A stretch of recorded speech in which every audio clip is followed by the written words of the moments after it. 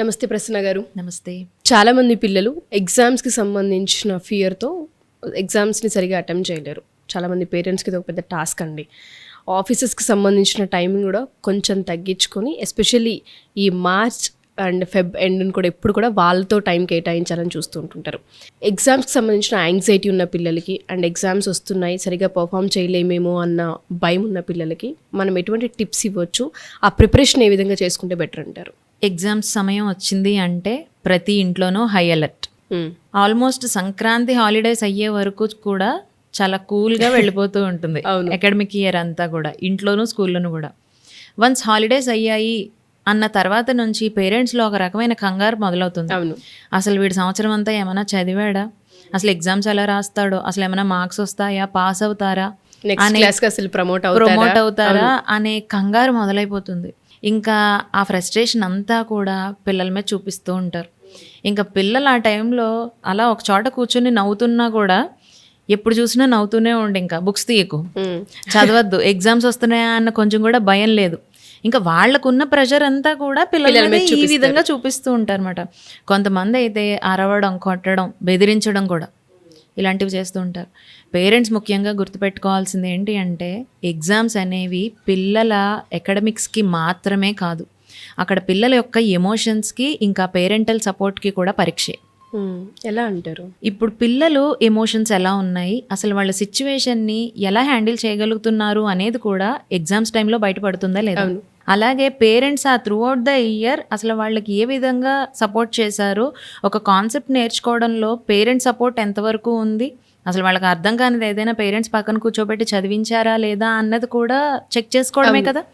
పిల్లల పర్ఫార్మెన్స్లో అది కూడా కనబడుతుంది. సో పేరెంట్స్ పిల్లలకి ఎమోషనల్ సపోర్ట్ ప్రొవైడ్ చేయాల్సింది ఖచ్చితంగా పేరెంట్సే. సో పేరెంట్స్ చేయాల్సింది ఏంటి అంటే ఒక 5 పనులైతే ఖచ్చితంగా ఎగ్జామ్స్ టైంలో ఫాలో అవ్వాలి. ఓకే, ఏంటంటారా 5 థింగ్స్? అందులో ఫస్ట్ది కంపేర్ చేయడం అనేది మానేయాలి. ప్రతి పేరెంట్ కూడా పక్కింటి అమ్మాయి చూడు, ఆడపిల్ల అయినా కానీ ఎంత బాగా చదువుకుంటుందో, ఎప్పుడు 95%కి మార్క్స్ తక్కువ, ఇలా చెప్తూ ఉంటారు. అలాగే మీ మావయ్య కొడుక్కి 90% వస్తుందిరా, ఈసారి కనీసం వాడి మీద నువ్వు 2% అయినా ఎక్కువ తెచ్చుకోవాలి, అలా చదవాలి నువ్వు, దయచేసి మా పరువు తీయకు, ఇలాంటి మాటలు చెప్తూ ఉంటారు. పేరెంట్స్ నుంచి ఎప్పుడైతే పిల్లలు ఈ హై ఎక్స్పెక్టేషన్స్ వింటూ ఉంటారో ఖచ్చితంగా ప్రెషర్కి గురవుతారు. వాళ్ళు నేర్చుకున్నవి కూడా మర్చిపోయే అంత యాంగ్జైటీ వాళ్ళలో స్టార్ట్ అయిపోతూ ఉంటుంది. సో ఇమ్మీడియట్గా కంపేర్ చేయడం అనేది మానేయాలి. సెకండ్ వచ్చేసి పాజిటివ్ అఫర్మేషన్స్. పేరెంట్స్ సైడ్ నుంచి ఇవ్వాల్సింది ఏంటి అంటే నువ్వు ఇయర్ అంతా బెటర్గానే ప్రాక్టీస్ చేసావు, సో నువ్వు కాన్ఫిడెంట్గా రాయి, నీ మీద నాకు నమ్మకం ఉంది అనేది ఎప్పుడైతే చెప్తారో, నీ మీద నాకు నమ్మకం ఉంది అనే మాట పిల్లలకి ఎమోషనల్ స్ట్రెంగ్త్ని ఇంకా కాన్ఫిడెన్స్ని పెంచుతాయి. సో ఇలాంటి పాజిటివ్ అఫర్మేషన్స్ అనేవి పేరెంట్స్ మాట్లాడుతూ ఉండాలి. అంతేకాకుండా ఎగ్జామ్స్ అనేవి మన లైఫ్ కంటే కూడా పెద్దదేం కాదు, కానీ మనం ఈ ఇయర్లో ఏం నేర్చుకున్నాము, అసలు ఎంతవరకు గుర్తుపెట్టుకున్నాము అనేది తెలుసుకోవడం కోసమే, చెక్ చేసుకోవడం కోసం మాత్రమే ఎగ్జామ్స్ రాస్తున్నాము అనే ధైర్యాన్ని పేరెంటే ఇవ్వాలి. ఎందుకంటే కొన్ని ఇళ్లలో పేరెంట్స్ పెట్టే ప్రెషర్ వల్ల ఎగ్జామ్స్ టైంలో వాళ్ళు చెప్పిన పర్సంటేజ్కి 2% తక్కువ వచ్చినా కూడా పేరెంట్స్కి భయపడిపోయి సూసైడ్ చేసుకుంటున్న కేసెస్ చాలా చూస్తున్నాం. అంటే ఎగ్జామ్స్ అనేవి మన లైఫ్ కంటే పెద్దది కాదు, మన లైఫ్ని డిసైడ్ చేసేది కూడా కాదు, కానీ ఈ సంవత్సరంలో మనం ఏం నేర్చుకున్నాము, దాన్ని ఎంత బాగా గుర్తుపెట్టుకుని ఎగ్జామ్లో ప్రజెంట్ చేయగలుగుతున్నాము అనేది చెక్ చేసుకోవడానికి మాత్రమే ఈ ధైర్యాన్ని పేరెంట్స్ ఇవ్వాలి. అంతేకాకుండా ఇంట్లో ఉన్న వాతావరణం అంతా కూడా పిల్లలు చదువుకోవడానికి అనుగుణంగా ఉండాలి. ఎప్పుడు చూసినా కేకలు, అరుపులు, వాళ్ళకున్న ప్రెషర్ అంతా పిల్లల మీద చూపిస్తే ఆల్రెడీ ఎగ్జామ్ ఫియర్ అనేది ఎంతో కొంత ప్రతి పిల్లల్లోనూ ఉంటుంది. కాబట్టి అలాంటి సిచ్యువేషన్లో కొంచెం ప్లెజెంట్గా ఉంటే వాతావరణం అనేది పిల్లలు బెటర్గా పర్ఫామ్ చేయగలుగుతారు, వాళ్ళ కాన్సన్ట్రేషన్ కూడా బాగుంటుంది. సో ట్రస్ట్, పేషెన్స్, ఎంకరేజ్మెంట్ ఏ పిల్లలకైతే ఈ 3 కూడా పేరెంట్స్ నుంచి దక్కుతాయో ఆ పిల్లలు భయంతో కాదు ధైర్యంతో ఎగ్జామ్స్ అటెంప్ట్ చేస్తారు. సో ఈ 5 పాయింట్స్ పేరెంట్స్ 1-2 సార్లు ఆలోచించుకొని వాళ్ళు ఫస్ట్ మెంటల్లీ స్ట్రాంగ్గా ఉండి పిల్లల్ని గైడ్ చేయగలిగితే పిల్లలు అద్భుతమైన పర్ఫార్మెన్స్ని ఎగ్జామ్స్లో చూపిస్తారు. సో మీరు అన్నట్టుగానే ఏదైతే ఎగ్జామ్స్ 1 ఇయర్కి సంబంధించి ఇంకా ఫైనల్ ఎగ్జామ్స్కి ప్రిపరేషన్ అవుతూ ఉంటుందో, ఆ టైం వస్తూ ఉంటుందో, పేరెంట్స్ ఏదో ఒక రకంగా పిల్లల్ని చదివించాలి, అట్లీస్ట్ ఇప్పుడైనా సరే పిల్లలతో ఈ మూమెంట్లో మనం టైం స్పెండ్ చేయాలనుకుంటూ ఉంటారు. ఆ స్పెండ్ చేసే టైంని మీరు ఏదైతే ఈ 5 క్వాలిటీస్ చెప్పారో అవి ఉన్నాయో లేవని క్రాస్ చెక్ చేసుకొని పిల్లలకు ఆ ధైర్యాన్ని, ఆ ట్రస్ట్ని, కొంచెం ఆ పీస్ ఆఫ్ మైండ్ ఇవ్వగలిగితే ఫస్ట్ వాళ్ళు పర్ఫామ్ చేయడానికి ఈజీగా ఉంటుంది. అండ్ ఈ కంపారిజన్ చాలా ఎక్కువగా ఈ కంపారిజనే ఉంటుంది ప్రసన్న గారు. చాలామంది పిల్లలు ఈ విషయం దగ్గరే ఆగిపోయి డిప్రెషన్కి వెళ్ళిపోతుంటుంటారు. మనం ఎన్నో కేసులు విన్నాము. ఎగ్జామ్స్ ఫియర్ వల్ల పిల్లలు సూసైడ్స్ చేసుకున్నారని, స్కూల్స్ దగ్గర బిల్డింగ్స్ నుంచి దూకి సూసైడ్ అటెంప్ట్ చేశారని, ఇటువంటివి మనం చాలా కేసెస్ విన్నాం. ఎవరైనా పేరెంట్స్ మన ఎపిసోడ్స్ చూసి ఈ ఎగ్జామ్స్ టైంలో ఎగ్జామ్స్ అన్న మాట వచ్చినప్పటి నుంచి పిల్లవాడు డిప్రెషన్లో ఉన్నాడు, యాంగ్జైటీకి వెళ్ళిపోయాడు, ఇలాంటివి చెప్తుంటుంటారు. వాళ్ళకి కౌన్సిలింగ్ కావాలి అనుకున్న ఏ క్లాస్ అయినా సరే మనం తీసుకునే అవకాశం ఉంటుంది అంటారా? అప్ టు 10th డెఫినెట్గా ఉంటుంది. అండ్ మనము పేరెంటల్ గైడెన్స్ ఎలా ఉండాలి అనే దాంతో పాటు పిల్లలకు కూడా కొన్ని టెక్నిక్స్ అనేవి మనం ఇప్పుడు చూద్దాం. ఓకే. ఎగ్జామ్స్ అనగానే ఎక్కడ లేని ప్రెషర్. అసలు నేను ఎలా రాస్తాను, అసలు నేను చదివినవి ఎగ్జామ్లో వస్తాయా రావా, చదివినవి ఎగ్జామ్స్లో అటెంప్ట్ చేసే టైంకి నాకు సరిగా గుర్తు రాకపోతే పరిస్థితి ఏంటి, ఇన్ని క్వశ్చన్స్ ఉంటాయి. ఇదంతా కూడా స్ట్రెస్సే కదా. అవును. ఇక్కడ స్ట్రెస్లో కూడా 2 రకాలు ఉంటాయి, స్ట్రెస్, డిస్ట్రెస్. ఈ స్ట్రెస్ అనేది కామన్గా అందరికీ ఉండేదే. ఏదైనా మనం ఒక కొత్త పని మొదలు పెట్టేటప్పుడు కానీ ఎగ్జామ్స్ టైంలో కానీ కామన్గా ఉండే ఫియర్ని స్ట్రెస్ అంటాం. ఇది హెల్దీనే. ఎందుకు అంటే ఈ స్ట్రెస్ అనేది మనకు ఎప్పుడు ఉంటుందో ఆ చిన్న కంగారు అనేది అప్పుడు మనం ఎక్కువగా కాన్సన్ట్రేట్ చేసి ఎక్కువ ప్రాక్టీస్ చేస్తాం. సో ఓవరాల్గా పర్ఫార్మెన్స్ అనేది బాగుంటుంది. సో ఇది హెల్దీ. ఈ డిస్ట్రెస్ అనేది ఉంది చూసారా, ఇది డేంజర్. టూ మచ్ ప్రెషర్ని తీసుకోవడం అన్నమాట.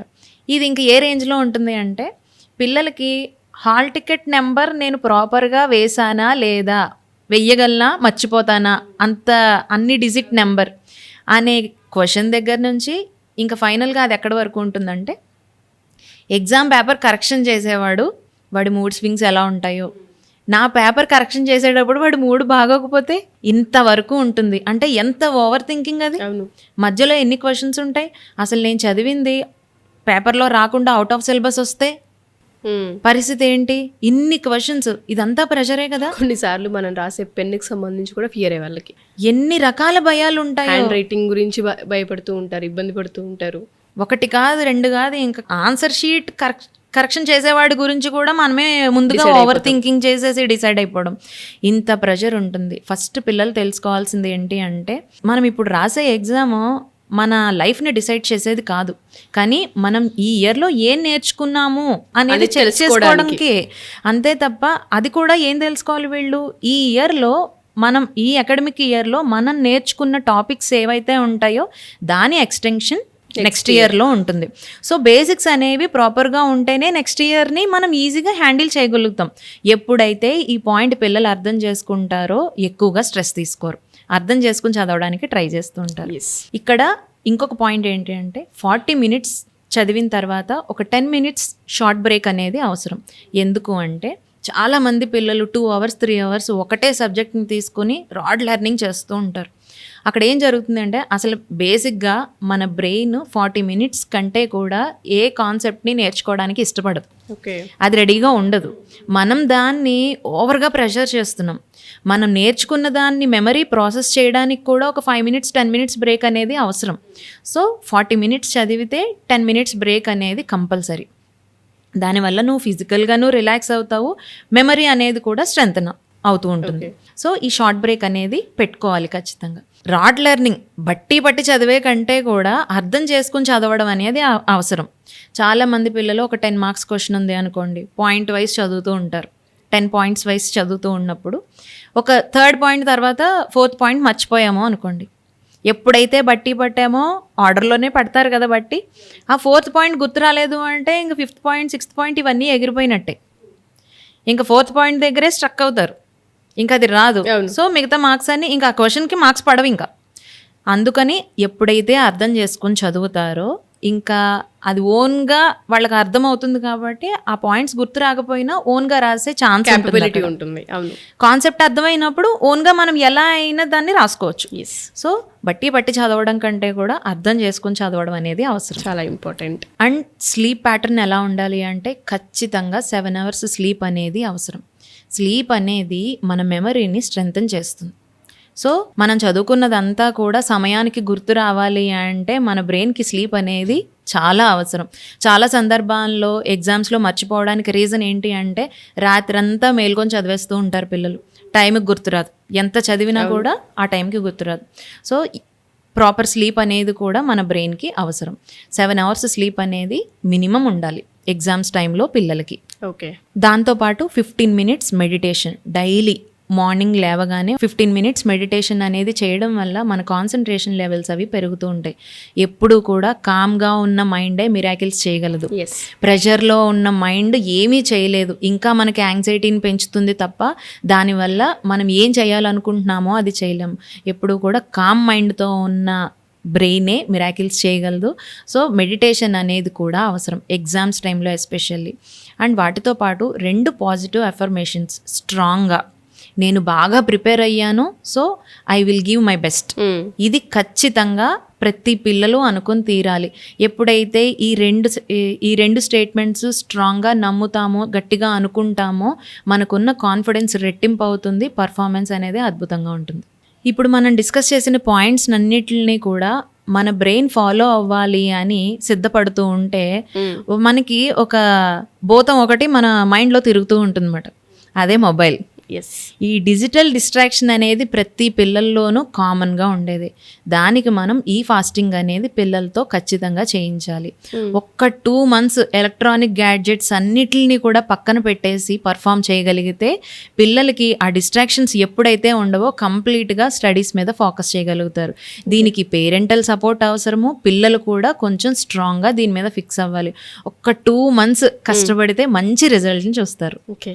సో ఎవరికైనా సరే మీరు చెప్పినట్టుగా అటు పేరెంట్స్కైనా పిల్లలకైనా యాంగ్జైటీ, స్ట్రెస్, లేదంటే ఈ పర్ఫార్మెన్స్ లెవెల్కి సంబంధించిన కంపారిజన్ ఎవరికైతే ఉంటుందో ఆ ప్రెషర్ వల్ల పిల్లలు చదివింది కూడా గుర్తుపెట్టుకోలేకపోతూ ఉన్నాము, హ్యాండ్ రైటింగ్ ఇబ్బందులు ఉన్నాయి, కొన్నిసార్లు ఏం చెప్పాలో మాకు తెలియట్లేదు, మాకు ఆ పర్ఫార్మెన్స్ రావట్లేదు అంటూ ఉంటారు, ఫోకస్ చేయలేదు.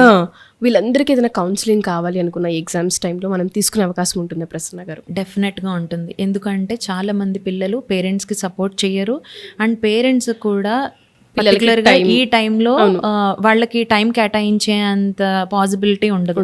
సో అలాంటి పిల్లల్ని మనం గైడ్ చేస్తాం. డెఫినెట్గా మ్యామ్. ఎవరైతే ఈ వీడియో చూస్తూ ఉంటుంటారో ఎస్పెషల్లీ ఇది ఎగ్జామ్స్ టైం కాబట్టి అది ఏ క్లాస్ వాళ్ళైనా సరే సబ్జెక్ట్కి సంబంధించి వీక్ ఉన్నారు, పర్ఫార్మెన్స్కి సంబంధించి భయపడుతూ ఉన్నారు, వాళ్ళకి యాంగ్జైటీ ఉంది, ఊరికే చిన్న చిన్న వాటికి స్ట్రెస్ అయిపోతూ ఉన్నారు. అండ్ దాంతోపాటు ప్రసన్న గారు ఇందాక చెప్పినట్టుగానే ఎగ్జామ్స్ టైంకి సంబంధించిన కరెక్షన్ విషయం వరకు కూడా ఓవర్ థింక్ చేస్తూ ఉంటుంటారు. నేను బాగా రాసినప్పటికీ కూడా అక్కడ ఎలా కరెక్ట్ చేస్తారు అన్న ప్రాసెస్లో కూడా పిల్లలు ఆలోచించి ఒక దగ్గరే ఆగిపోతుంటుంటారు. ఇలా ఏవైనా సరే ఎగ్జామ్స్కి సంబంధించిన ఏ చిన్న డౌట్ ఉన్నా అది కౌన్సిలింగ్ రూపంలో మీరు కనుక ఓవర్కమ్ చేసుకోవాలనుకుంటే ప్రసన్న గారు తీసుకునే అవకాశం ఉంటుంది. కింద ఒక నెంబర్ స్క్రోల్ అవుతూ ఉంటుంది, దాన్ని మీరు కాంటాక్ట్ చేయగలిగితే ప్రసన్న గారి టీం అందుబాటులోకి వస్తారు. Thank you ma'am. Thank you so much. Thank you.